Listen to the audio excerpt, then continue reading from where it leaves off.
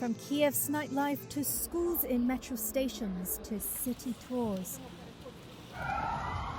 Despite the threat of missile and drone attacks, signs of calm resilience have become increasingly commonplace in Ukraine's capital. The city has been back under fire since last autumn, part of what Kiev says is a Kremlin campaign to break Ukrainians' will. Russia denies targeting civilians and says its attacks are designed to weaken Ukraine's military. Air raid alarm, Metro works as a bomb shelter.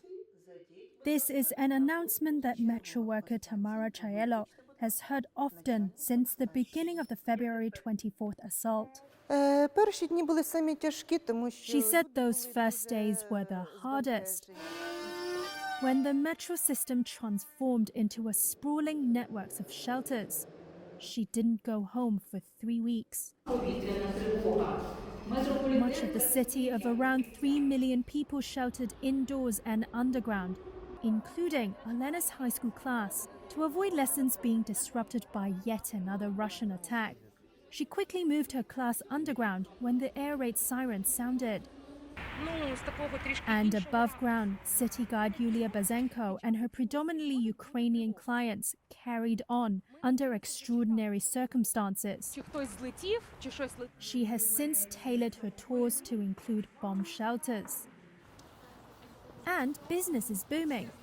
Last year, Yulia conducted 175 tours, having resumed in April. The collective logic is a matter of when, if not now, she says. Svetlana Semenets joined one of the walks. Kiev was always about hedonism in one way or another. About indulgence, about a sense of leisure. But it has grown muscles, armoured up a bit. It knows what it is worth. It can protect itself. It has endured very difficult times.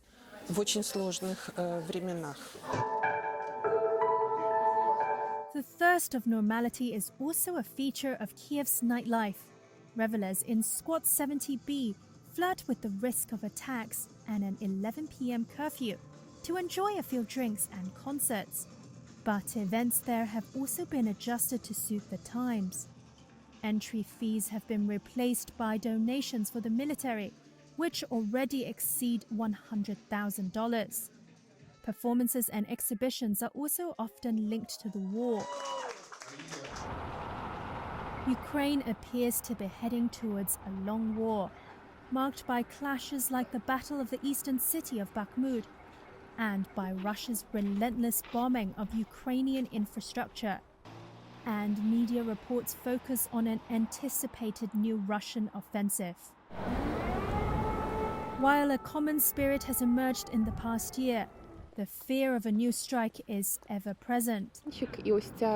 Ukrainian mothers, like Ksenia Bulhakova, bringing their children to this playground hit by a missile attack in October, say they will not be safe until they win the war.